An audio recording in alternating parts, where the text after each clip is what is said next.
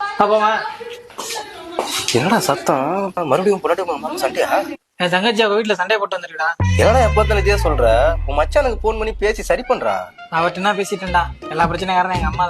அம்மாவா? ஆமா பிள்ள, எங்க அம்மா இருக்குல்ல நேரத்துக்கு ஒரு மாதிரி டைப்பா பேசும். என் பொண்டாட்டி கிட்ட இங்க பாரு உன்னை வீட்டு வேலை பாக்குறதா கல்யாணம் பண்ணி கூட்டி வந்திருக்குன்னு சொல்லி சண்டையை போடும். என் தங்கச்சிக்கு போன் பண்ணி உன்னை வீட்டு வேலை பாக்குறதுக்காண்டி கல்யாணம் பண்ணி கொடுத்துருக்கோன்னு சொல்லி சண்டையை மூட்டி விடும். இங்க வீட்டுல பெரியவங்க இருக்காங்களே, சாப்பிட்டியான்னு ஒரு வார்த்தை கேட்கறாங்களா? அங்க சாப்பிட்டியான்னு கேட்டாதான் சாப்பிடுவாங்களா? அவங்களுக்கு பஸ்டா சாப்பிட மாட்டாங்களா அப்படின்னு சொல்லி அங்க பிரச்சனை பண்ணிவிடும். இல்லைன்னா விடுவாப்ல. என் பொண்டாட்டி ஆசையை கேட்டேன்னு 1000 ரூபாய்க்கு ஒரு சேலை வாங்கி கொடுத்தேன்டா.